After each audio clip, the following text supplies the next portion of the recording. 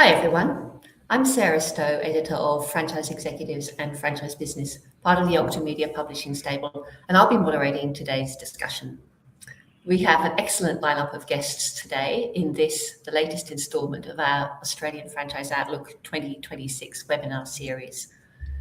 Our conversation will unpack how franchisors are navigating some of the big challenges: tight margins, intense competition, rising costs. We'll discuss in the process scaling business, dealing with the delivery dilemma, and building trust and authenticity in what today is a digital-first environment. So let's meet the panel. Merrill Pereira is the newly minted CEO of Domino's Australia and New Zealand, and its footprint of more than 880 stores, but he's no stranger to major QSR brands. Merrill has over 35 years of experience in the global QSR industry, holding C-suite and senior leadership roles with major brands such as Pizza Hut, KFC, and McDonald's across Australia, Southeast Asia, and the Asia Pacific. Grant Lee heads Concept 8, a multi-brand business with more than 160 franchises in Australia. Concept 8 includes Noodlebox, Huckster Burger and Patty Smith's Burgers, Acai Brothers, South Seoul Korean, and virtual brands such as Supreme Leader, Double Dragon Dumplings, Armour Chicken, and Dante's Hot Chicken. Jay Westbury is CEO of the Franchise Council of Australia, the peak body representing the franchisors, franchisees, and the broader suppliers to the franchise sector. Jay brings experience in leadership and association roles in the hospitality, tourism, travel, and events sectors. Now, for our audience, if you have any questions, please pop them into the chat box on the right of your screen, and we'll check them as we go and through towards the end of the discussion. So let's set the scene. We have rising junior wages, the removal of card surcharges, same-day super, energy costs, and increasingly convenience and price-driven consumer, and further afield, global insecurity and supply chain issues. So let's start with the big picture. It's hard to avoid global concerns right now, but how much is it really affecting business? Merrill, with your extensive experience overseas, I'm keen to hear how you see geopolitics is influencing food franchising, and more specifically Domino's right now. Well, thanks, Sarah. I think with what's happening right now and with what the impact is, I think if you're running a company today, you've got to be ready for all the black swan events that are going to keep coming.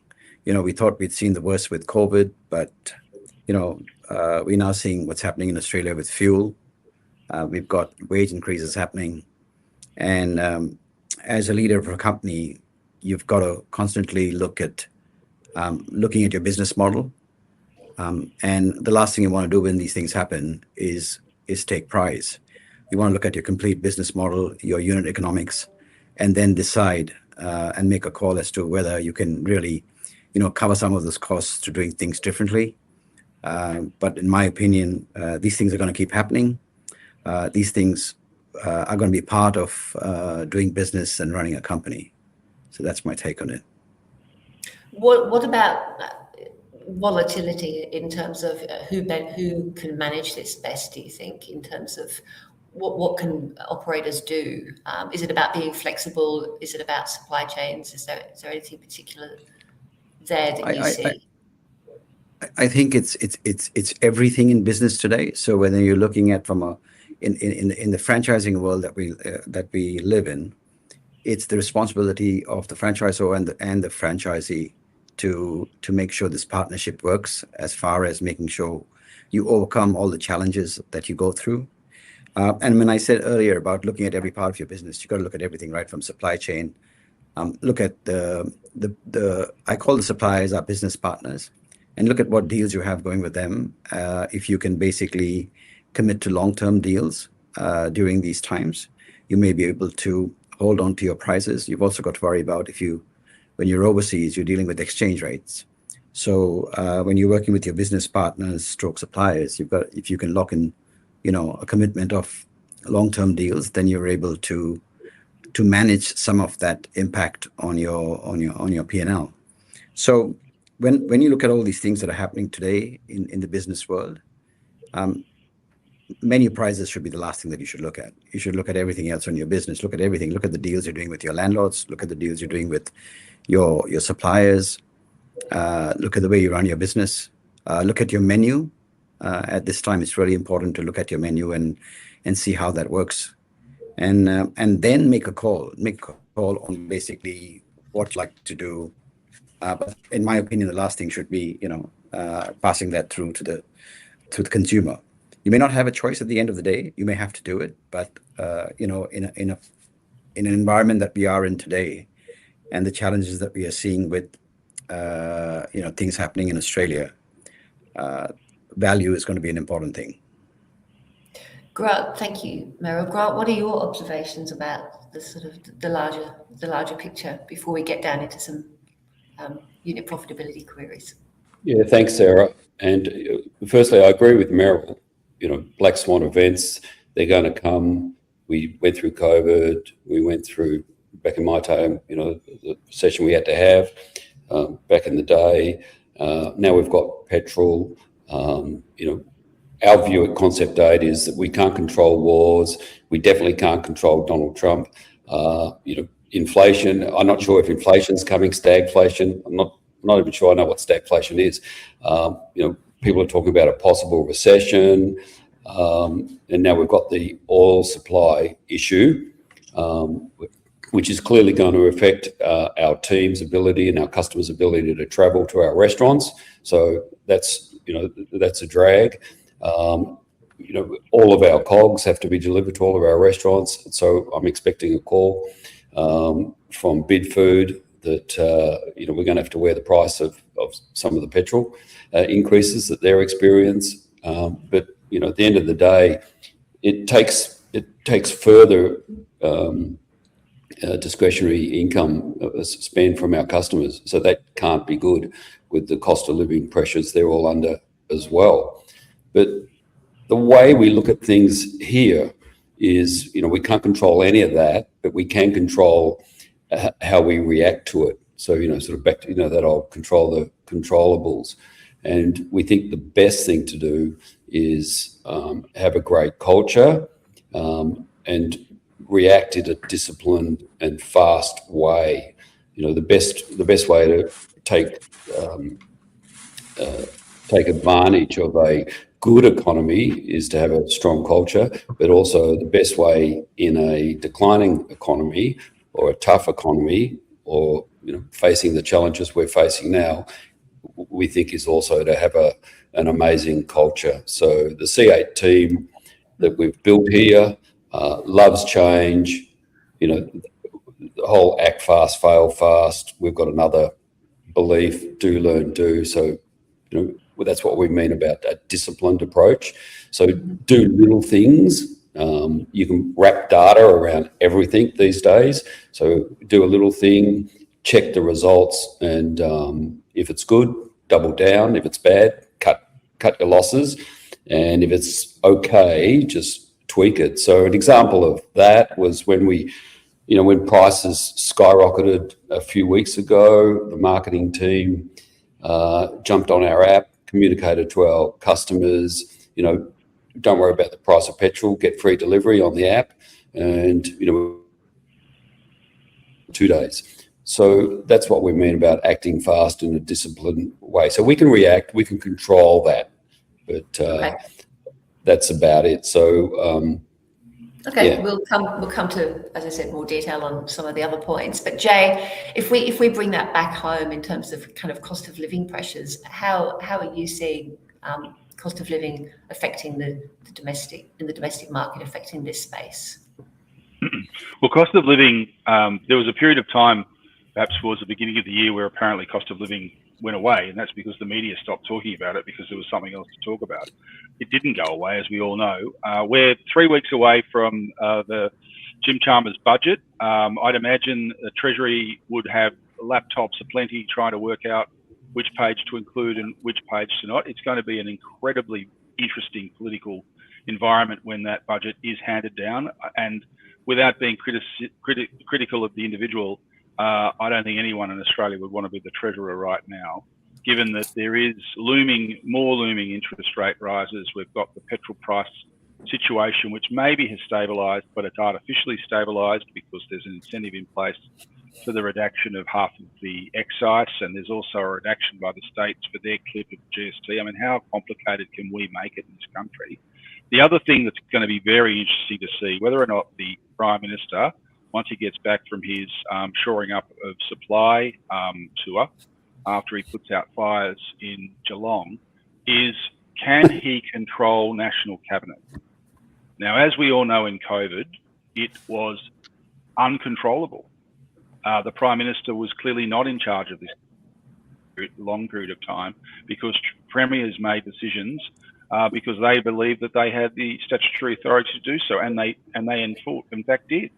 And so when it comes to fuel, the fuel situation, if we have premiers breaking ranks, putting in various measures and then having their own reserves, and we get a detachment as a nation, we are going to be in for more torrid times when it comes to fuel, particularly if this becomes prolonged. Now, I don't want to be a doomsdayer by any stretch.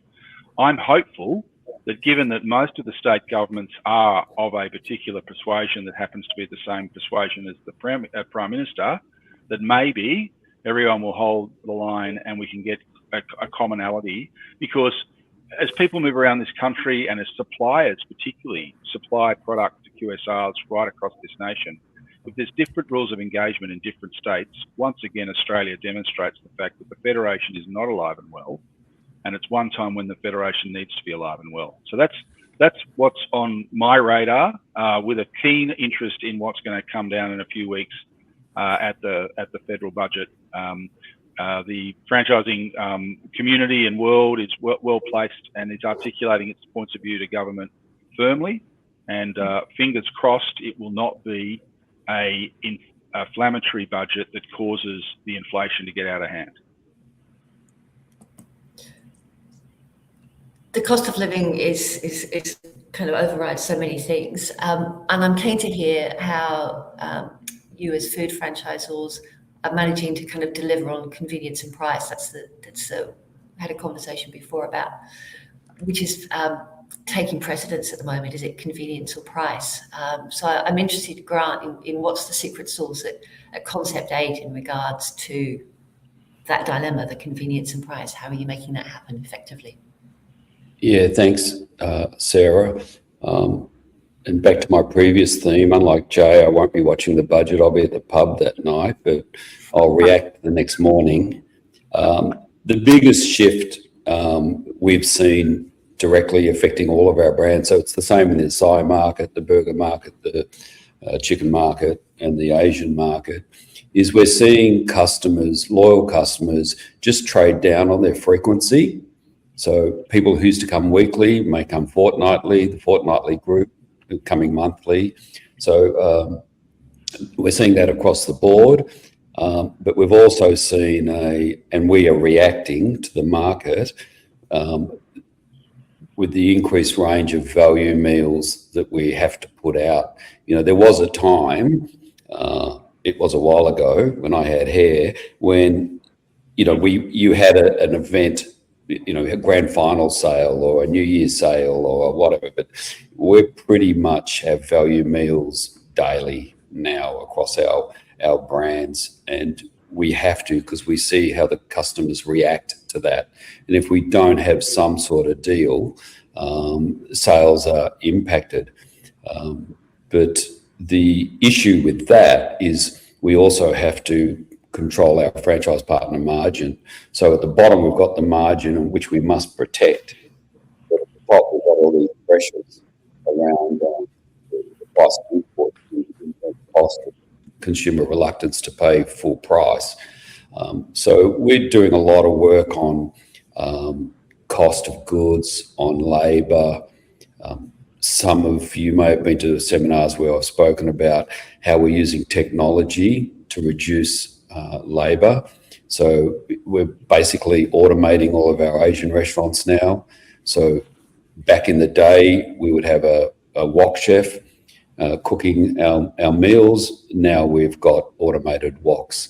So rather than one person cooking one meal, we can have one person cooking 5 meals at a time. So you can imagine what that does to labour, to help our franchise partners. in terms of COGS, that's just one battle after another. We're just always looking to shave cost out of our cost of goods. And in terms of the convenience question, we believe that you need to be everywhere where your customers want to be served. So we try to be as convenient as we can. So examples of that is, we're in malls, we're trialling drive-throughs with 3 sites now. We're strip shopping centres. That was our bread and butter. We're in petrol stations through our relationship with Ampol and with Viva, or what was Shell. We had a pop-up at the Grand Prix. We're in a couple of casinos. We're in hospitals. We're in unis. And, of course, we're doing home delivery. So the convenience aspect for us is try and get as close to the customer and be flexible. And I think those days when a QSR could be focused purely on a single channel as malls, well, it's not a strategy that we would pursue at Concept. Okay. Thanks for that. Meryl, how is Domino's navigating the cost of living challenge and the dilemma between convenience and price? So one of the things that Domino's has done globally in the past is make sure you've got everyday value. You've got to have everyday value, especially, it's not only during these times, which are challenging times, but, it should be a part of your strategy. So for us, having a look at what's worked for us in the past, and then coming up with a plan. But if you look at us globally, and if you look at most food chains globally, whether you go into a McDonald's and you have a $2 value meal, or you go into another place where you've got extremely good value, for us it's always going to be focusing on value, making sure the customer's got the best deal. The big challenge you have today is aggregators, and you've got to be smart as to how you go about working with the aggregators.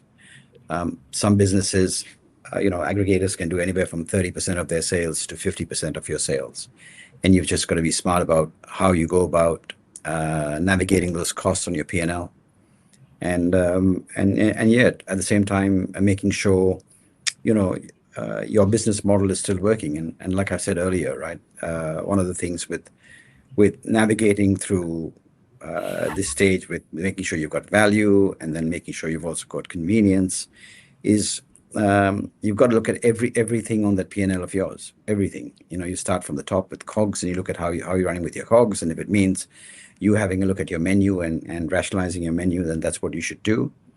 And then you just go down to every line on your P&L. So that's the approach I would recommend to anybody that was looking at, in the same situation like what we were in too. So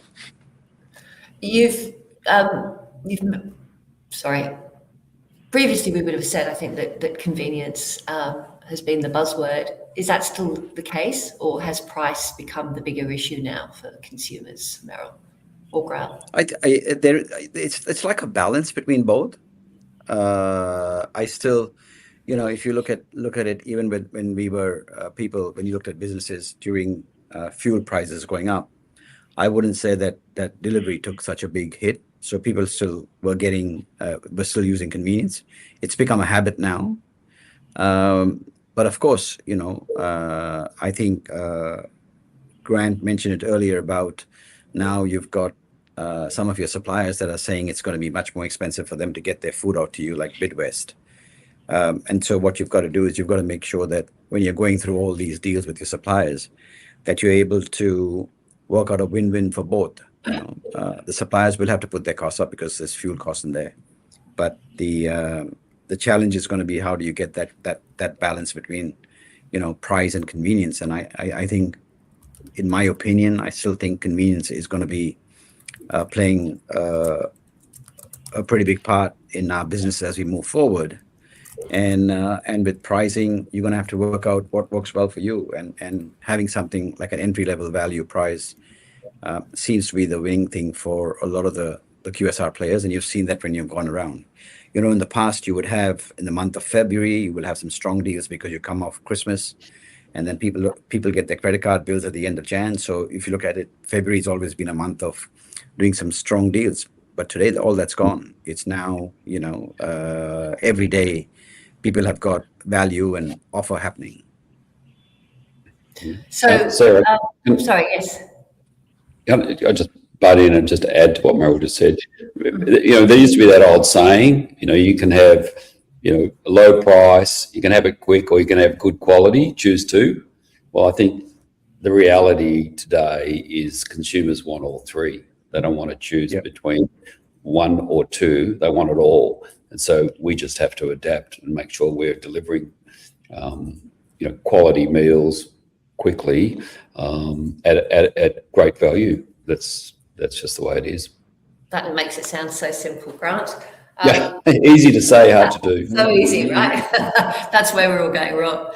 So you mentioned, you touched on briefly that question of unit profitability, which always is a priority and should be a priority. And obviously now, with so much uncertainty and rising prices, it's crucial. So I'm just wondering what insights you have. I mean, you touched briefly on some things there, but I'm sure you have a lot more that you could share with us. Insights in terms of how do you shore up that franchisee profitability at times like this? Who's that question to? Sorry, that was for you, Grant. It's an unit profitability is fascinating topic, and the first thing I'd say about it is understand what the franchise partner profit actually is. So anyone who's been in franchising for a couple of years knows exactly what I'm saying. The tax return may not be the source of truth there. So what we've done to, of course, we get their P&Ls and we look at the tax returns and all that sort of stuff. But we've also built a model. So our CFO built a model that's pretty, we tested it, and that should show us what unit profitability is, certainly to my satisfaction. But in order to improve their profitability, I think, start at the basics, select a great site. And, I'm not getting paid for this, but we use geotech. And since we've been using geotech, the sites we've been choosing have been great. So, the technology's out there to choose the right site. But, if we all know, if you get that wrong, then, it's you're battling uphill all day long. Make sure the FP is suitable. We've all had instances where we've lost a FP with poor sales, put in a new person, and hey presto, sales double. Have you done anything particular to fine tune your recruitment process? Well, so we do two things. We put them through a psychometric testing now, so we find that helps.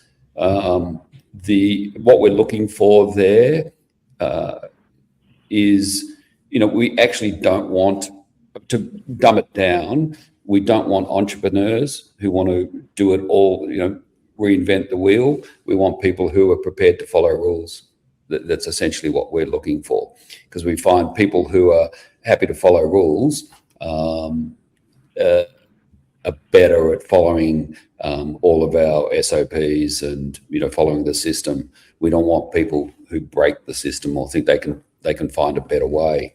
So that's what we use that now as well. So it's another sort of technology, I guess.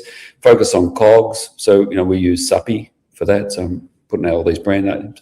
That's been useful to us to control that. Labor is the other one. Might as well keep going. We use Tanda. So, but I think they're all similar. And for operations, we use Franchise Manager. So our tech stack is I think it's pretty good. And obviously you need to make sure the aggregator margin is healthy. So we have franchise partners, and home delivery is a big chunk of their business. So we've had to build our business around making sure that they pretty much earn the same margin through home delivery as they do through over the counter or takeaway. and we're comfortable that we're in that, we've solved that problem. Meryl, what tips have you got in terms of shoring up franchisee profitability? So, what Grant said, I've done that in the past and it works really well. And that is making sure it starts with your site selection, just making sure you're spending the money on getting the right data and the right information from a number of these people, these companies that can get you data on where you're going to go, because you get the wrong site and then, it's going to be a hard one starting with the wrong site, because you'll never get the right sales.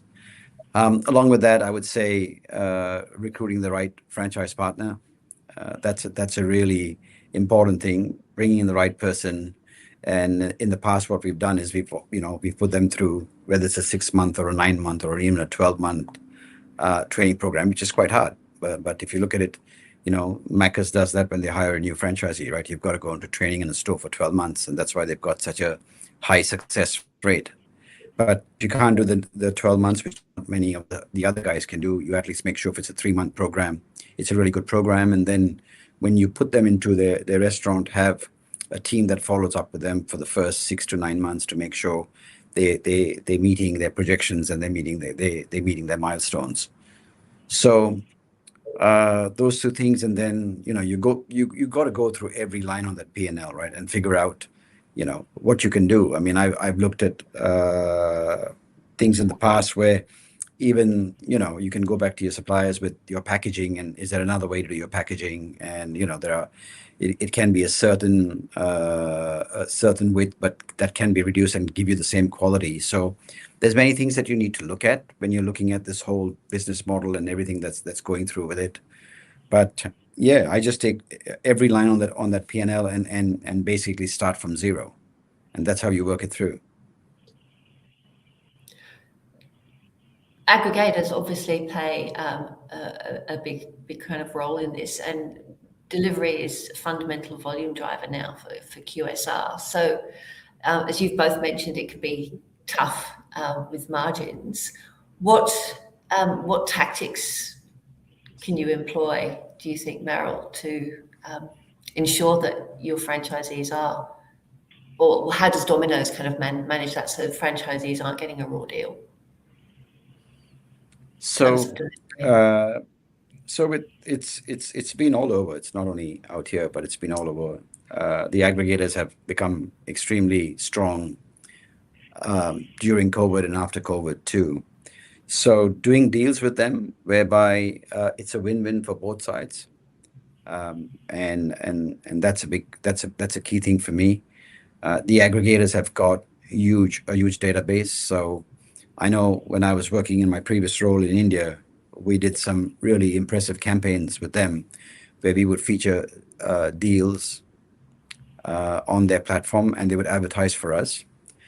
The other thing that I've also managed to do in the past is when you're looking at launching a new product or whatever, we would launch it on our own platforms for the first 4 to 6 weeks and then pass it on to the aggregators. That way you're still, managing to keep the big chunk of the launch within your own network. I've always been a believer that if you come through the channels of the franchisor, it's always cheaper than going to the aggregator. But the aggregator thing is you're gonna have to figure out a way to make it work. They're here to stay. They will control a lot of your business. And if I go back to my example of India, you've got 2 aggregators that started before COVID with 10% of franchise sales. And then they got to about 50-60% of franchise sales. I mean, that happens. You have to worry about what happens when they start moving prices year on year. So you just got to be smart about it and figure out a way that works for both of you. Grant, what are your thoughts on that? Yeah, similar to Meryl, I think the aggregators on the whole have been great for the market. So I wouldn't want to turn the clock back to a day when they weren't here. I am a little concerned though that we're left with 2. So that concerns me, and it should concern everyone, I would have thought, in the QSR market. But having said that, there's a few things that you can do to make it work. And as I mentioned before, we're comfortable with where we are with Uber Eats and DoorDash. The first thing is the price you charge. I think it's, we've got flexibility in what we charge, and, as long as the standard of the food is great, then customers are prepared to pay for it.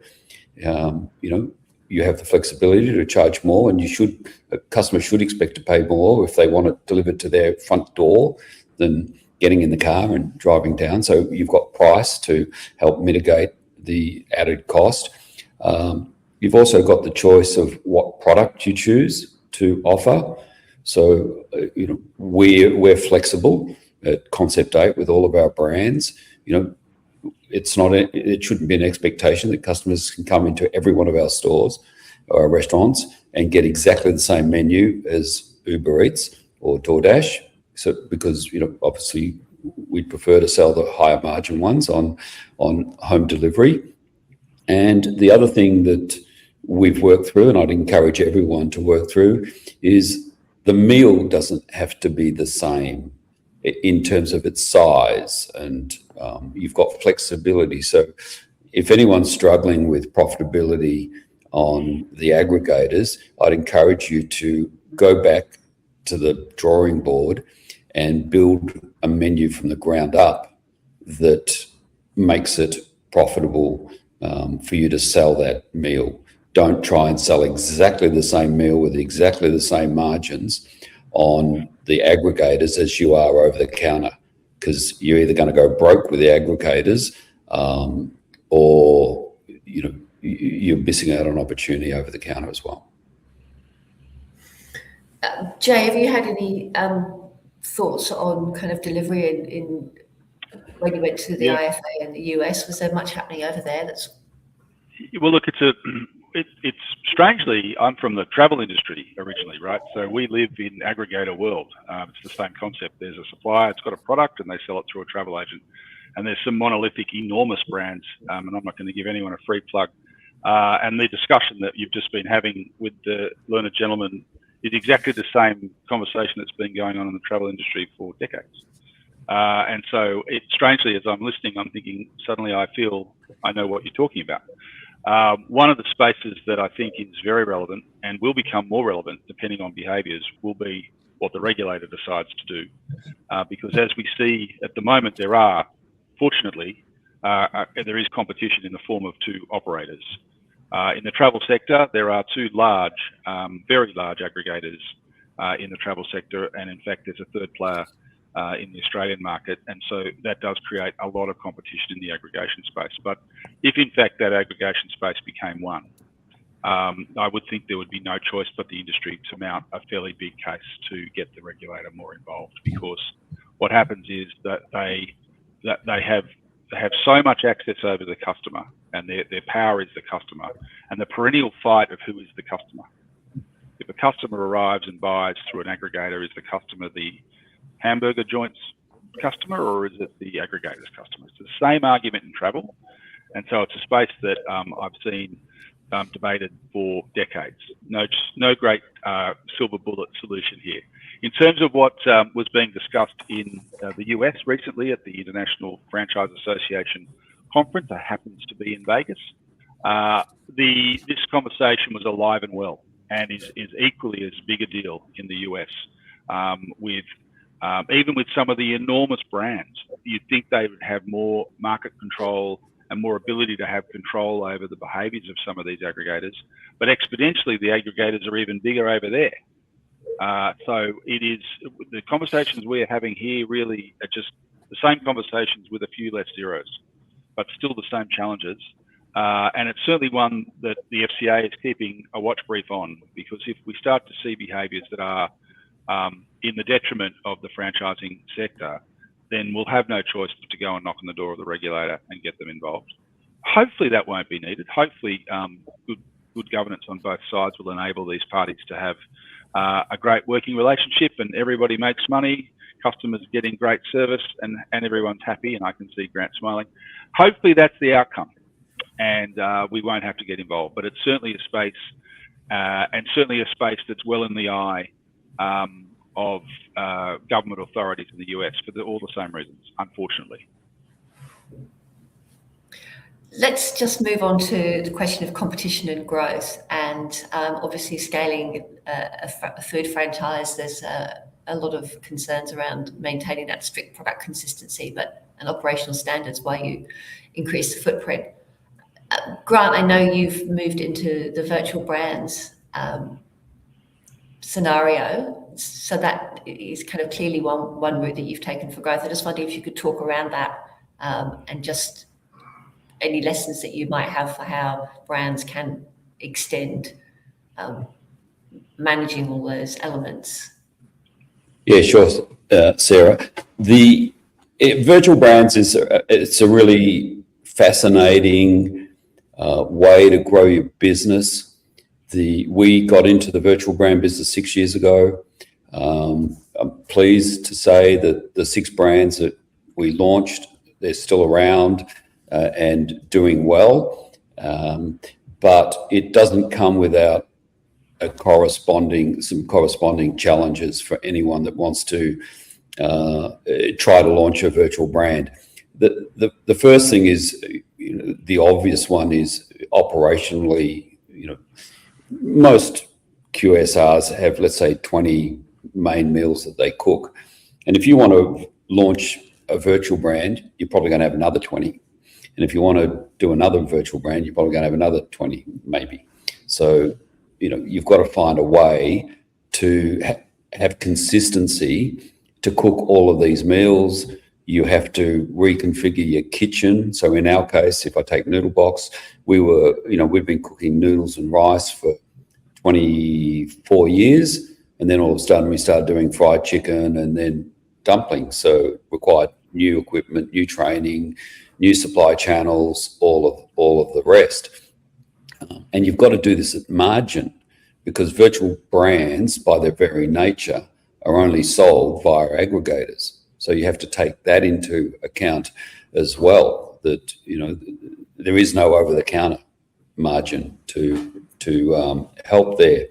And you also, if you get through all of those challenges, you've got another challenge waiting for you, which is around marketing. Customers have to see those virtual brands on DoorDash, on Uber Eats.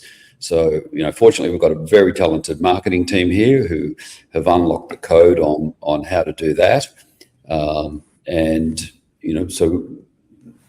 could talk about this for literally an hour, but that's kind of, it can be great. It can add great sales, great margin, but proceed with caution and kind of know what you're doing.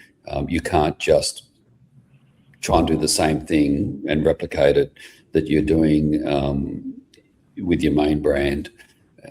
And also Uber Eats and DoorDash are all over just replicating what you're doing. They don't allow that. So, and probably the last mistake you can make, which we made in the early days, was giving virtual brands to a poor operator or letting our franchise partners have a virtual brand too soon. So typically we'd wait 6 months for them to make sure operationally they're scoring really high on the Uber Eats app, or the operations people say they can handle it, then we'll ease in another brand. So we would never just open up with the 3 brands together. But we've now got over 500 virtual brands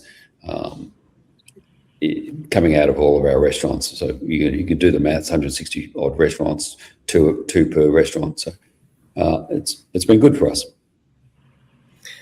Merrill, how has kind of Domino's approached the scaling issue?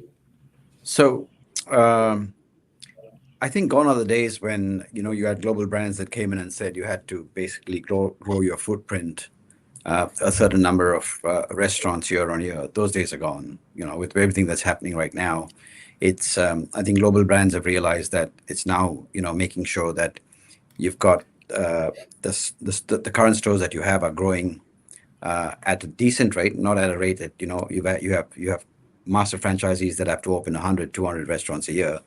I think those days are gone. Now it's more about you've got a number of stores that you've got to open, but you've got to make sure before you keep growing them that your business model is working, because the last thing you want to do is meet the numbers of what the master franchisee says, and you go from 10 non-profitable stores to maybe 50 non-profitable stores. So I think the big thing that global brands are realizing now is that you've got to have a proper business model before you start to expand, and that's what's happening. But the interesting thing that Grant said was when he was talking about we call them dark kitchens or the virtual kitchens. I sat on a board of a company in India called Rebel Foods, and they have close to 450 virtual kitchens all around India in about 75 cities. And each kitchen had more than 10 to 12 different of their own brands in there. But what was really interesting was now some of the global brands are looking at, when they're looking at an entry into the country, they were looking at tying up with them, because when they tied up with them, all of a sudden, you were able to get a footprint of more than 100 sites within the first 2 or 3 years, which can be quite challenging in some of the countries that you want to get through to in Asia. So, I think, but it's a completely different business model, the virtual brands, and they don't work the same way as what you would do with a brand, with a normal brand. So just being careful how you go about it and what your business model looks like, and that's how you grow it. But I think the smart way today is global brands now looking at, like in Grant's case, they've got 100 sites. If I was a new brand coming into Australia, if I tied up with them, I could even get to about 50 sites before I started doing some brick and mortar stores. Can we take that point and just move on to talk about competition from overseas and how that kind of impacts the Australian market? I mean, what are we seeing in terms of overseas brands landing in the QSR market now? I think in a country like Australia, it's going to be some time before we look at some of the global brands trying to get in here, mainly because of our size. You've got 27 million people. Before they try and come out here, there's other parts of the world where they will try and get into. I would say Australia is one of the most highly penetrated QSR countries in the world. So for somebody to come in and look at, some of the other brands who've got more than 100 restaurants or 200 restaurants, it's going to be quite a challenge. So I see that being a lot slower than what it was in the past. I can't see these guys coming in and having aggressive plans with growing in Australia. We've seen what's happened with some of the players that have come in and expected to grow quickly. Like if I take the example of Taco Bell, they've come in. It's been slow growth for them for whatever reason, whether it's competition or whether it's population or whether it's menu. But I can see this not being as aggressive of coming into Australia. We've had another brand that came in, which was Wingstop. They've launched a couple of restaurants, but it's going to take some time before they get to scale. So I can see that less and less happening.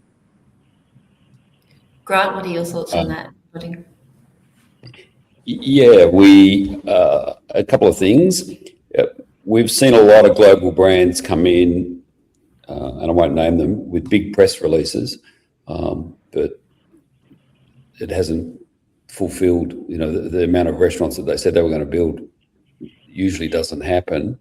And I think they may underestimate, particularly if they're in the drive-through market, how hard it is to get a drive-through site, because you've got the established large QSRs that are land banking, and they're working with developers and they're building sites and they're prepared to sit on a site on the edge of Melbourne or Sydney or Brisbane, Adelaide or Perth and wait for the market to get there.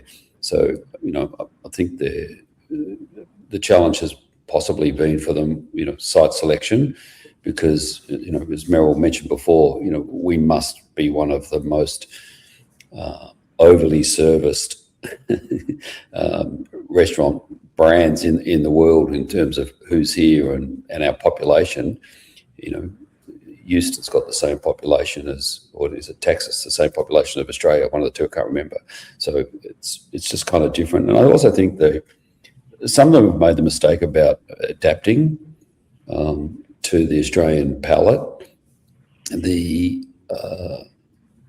I note that, Taco Bell and GYG, and, I don't know anything about both their businesses, but, this is a pretty sophisticated palate here in terms of the Mexican offer that we've got. The coffee brands that have come here, I think, are underestimated. The sophistication of the Australian consumer. And I know when we had to get our trademark, we had to open up, as Meryl was talking about before, dark kitchens. So we had to open up some restaurants in Houston, Atlanta and Austin, and we had to adapt really quickly there with our noodle box brand. So we traded for just over 12 months as we got our trademark. And, surprise, surprise, the things we had to change was the serving size. What we called a large, they called like a small. So we had to jumbo the serving size. We basically had to add sugar to all of our sauces because we got complaints they weren't sweet enough. And lastly, our biggest selling dish we had to introduce was orange chicken. Now, no one in Australia, I think, has ever ordered orange chicken in any Chinese restaurant. So we had to adapt because that's the biggest selling dish in the Asian market. So I think, adaptation is really critical. And if anyone wants to come to this country, they need to send out the advanced troops to make sure that the product offering and the site selection is available to them. We're getting close to kind of questions, and I just wanted to ask you one further question around loyalty and how you double down on customer loyalty and customer retention, given that this is such a competitive market. The consumer has so many choices. What's the key to that, Meryl? Definitely having your own loyalty program will help. And if that's a seamless program that works in with your back office and your POS, that'll really, really help. I haven't seen anybody that's done a really exceptionally good job. There's a lot of people doing loyalty, but when you talk about exceptional loyalty programs, I would say some of the global coffee brands have done a really good job with the way they handle loyalty. But having your own and having it integrated into your app would be a big plus as you grow that platform. Grant, customer retention. What's the key? I mean, yeah, I agree with Meryl. Yeah, we've got an app as well, and that's important to some people. There's some people that want an app who want points and want to be able to use, in our case, the app at Patty Smith's, then go to Noodle Box, then go to Acai Brothers, or use our virtual brands and still get points. But that's still only a minority of our customers. The best way I know how to get loyalty is prepare amazing food quickly at a good price that's convenient. Those things, the fundamentals will never ever change. I don't think. AI can do a lot of things. Yeah, I've mentioned it. AI can do a lot of things, but it can only help do that. Our challenge is still around our operations and serving up amazing food to our customers quickly, without mistakes, in a convenient location for them. That generates loyalty, because we know if we don't do that, we see what happens. Sales go backwards quickly. I think I want to add to this, Sarah, is this thing that always comes to mind is happy customers are loyal customers. Yeah. Correct. So that comes down to good food, good service, good price. Yeah. That's it. Yep. Yes. We've had a question here about home delivery. Like if you've got a reasonable sized chain, is there a thought of starting up your own delivery service? I know that there are some franchisors that do that. What are your thoughts on that, Grant or Meryl? Well, I know I'll take this first and I'll hand it over to Grant. So when I was working overseas, we wanted to launch our own delivery service. And so we started to do a proof of concept. And my advice to anybody who's looking at that right now is to do a proof of concept. There's many options today with regards to doing deliveries, not on cars, but whether you do it on scooters or electric bikes or whatever.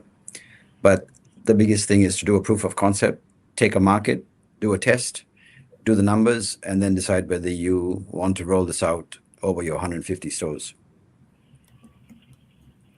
Grant? So what would your stance be on your own delivery? Well, two comments around that. I think someone once said to me, famous businessman, I won't repeat his name, but the main thing is to keep the main thing the main thing. And, our main thing is cooking great meals and all the rest, being a QSR. We know a lot about that. I'd love to know about home delivery, but we don't. And quite frankly, we're too small, I think, to learn about it at this stage. But I just remind everyone that there was a time when classified advertising here in Melbourne, at least, was dominated by one newspaper, and that was The Age. If you wanted to sell your house, you had to put it in The Age, essentially. And they monopolised the market. They kept putting their rates up, and they acted like a monopoly. And what happened was all the real estate agents in Melbourne got together and they launched their own magazine called Melbourne Weekly. And all the advertising shifted from The Age to the Melbourne Weekly. And in a twist of fate, The Age bought the magazine back. So, there's always market forces always work. There's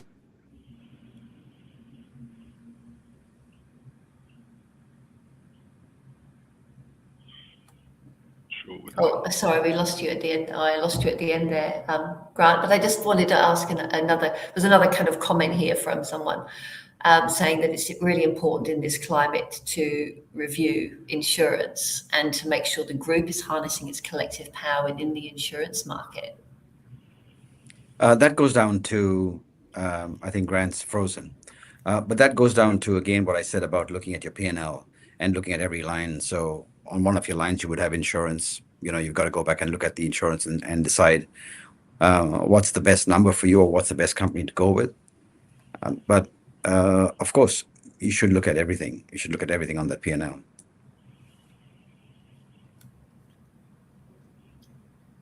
Another question is about what's coming ahead. So we've got drive-throughs, we've had kiosks, we've got all kind of smaller footprint stores. What's ahead? What is it that you think? We seem to have lost ground, unfortunately. Just before, I'm sure Meryl will have a great view on that one. Certainly in the US, during the IFA, I attended a session which really did focus in on drone delivery and the practical ramifications of whether that was real, and typically of the US. And I think we've become more like the US in this regard, is the litigious nature of what happens when the drone stuffs up, and who cops the blame when either the drone drops whatever it is that they're delivering or doesn't drop it to the right person, or someone convinces the drone that it's theirs and not next door neighbours or whatever. It was a very interesting session, but clearly it's coming. I mean, in terms of even public transportation, it's coming. While we were in a quick layover in LA, we managed to get an auto driving Uber car that did not have a driver in it, and it took us to Manhattan Beach. We stayed there for 15, 20 minutes, took some photos, and it took us back to the airport. And we had a conversation with it as if as if it was Merrill sitting in the driver's seat, and it was quite an interesting experience. So that definitely, from IFA's point of view, seems to be on the horizon. Don't know the commercial reality of it, and I'm not sure whether, Merrill, that's something that's rotating in your mind or whether that's floating around in your world. So, couple of things, right? And I'll answer it in a different way. First is when you look at formats today, with technology and the way things have been evolving over the last 10 years, you can be looking at smaller formats that can do the same sales, because today that has completely changed. You know, you've got before you just had a dine-in, then you had a dine-in and a drive-through, and now you've got a dine-in, a drive-through, and you've also got delivery.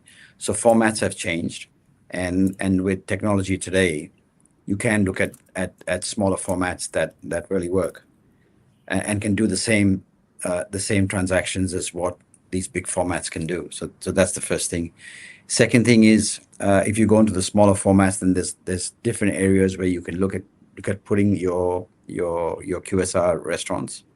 I've done a couple in Asia where we put them in, besides putting them in the airports, we put them in the airport car parks. What you see out here, collaborations with petrol stations, you can go into that and do it even smaller. From where I think the future is and what's coming, of course, you get these crazy ideas in your mind, depending on how much wine you've drunk, about whether can we do drones? Can drones deliver pizzas? I was in San Fran where I sat in a driverless car, and I thought that was impressive. It was seamless. Can we do? They are looking at. There's I spent some time at the Innovation Center in Stanford where they are looking at driverless delivery bikes. So you put your product in this bike, and it gets delivered to your front door. And when it gets to your front door, you put in you get a password. You enter the password into your phone, and it pops the boot of the bike for you to get your product. So yeah, there are a number of things that people are working on globally. I might just bring Grant in here. We lost you, Grant. You've got 1 minute to tell us what's coming next in terms of food. Is it drones? Is it different format stores? At concept date or globally? Well, what are you seeing globally? Just a complete fragmentation of all QSR. So, I used to think a burger was a burger, but now we've got, smash burgers, we've got, fast food burgers, or, quality burgers. We're seeing, here in Australia, we're seeing, Greek franchises take off. We've seen Vietnamese franchises take off. We're in the Acai business, as I mentioned before. So that's it's a bit of a niche business, but it's a solid business.